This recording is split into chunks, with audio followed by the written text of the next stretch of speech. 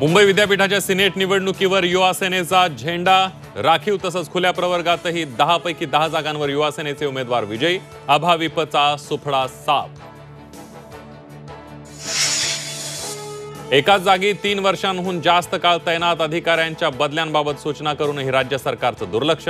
मुंबईतील बैठकीत केंद्रीय निवडणूक आयोगाचे कडक शब्दात ताशेरे। मुख्य सचिव पोलीस महासंचालकांकडून मागितला खुलासा।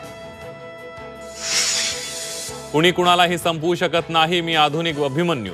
चक्रव्यूहात शिरणं आणि बाहेर पडणं माहीत। उद्धव ठाकरेंच्या इशाऱ्यावर फडणवीसांचा पलटवार। महिलेकडून देवेंद्र फडणवीसांच्या मंत्रालयातील कार्यालयाबाहेर तोडफोड। गृहमंत्र्यांचं कार्यालय सुरक्षित नाही, विरोधकांचा आरोप। तर तोडफोडीचं कारण किंवा कुणी पाठवलं हे समजून घेऊ, फडणवीसांची प्रतिक्रिया।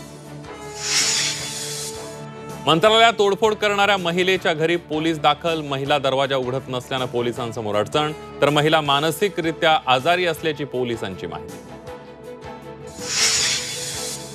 अमित ठाकरे भांडूप मतदारसंघातून निवडणूक लढवण्याची शक्यता। सुरक्षित मतदारसंघ असल्याचा मनसे नेत्यांचा अहवाल। सूत्रांची झी24 तासला माहिती। पुण्यात महाविकास आघाडीकडून भुयारी मेट्रोच्या उद्घाटनाचा प्रयत्न। मेट्रो अधिकाऱ्यांच्या आश्वासनानंतर आंदोलकांची माघार। 29 तारखेला मेट्रो सुरू न केल्यास तीव्र आंदोलनाचा इशारा। आणि शाळेतील विद्यार्थ्यांच्या सुरक्षेसाठी धोरण ठरवणार। निवृत्त न्यायाधीशांच्या अध्यक्षतेखाली समिती गठीत। बदलापूरच्या घटनेनंतर सरकारचं पाऊल।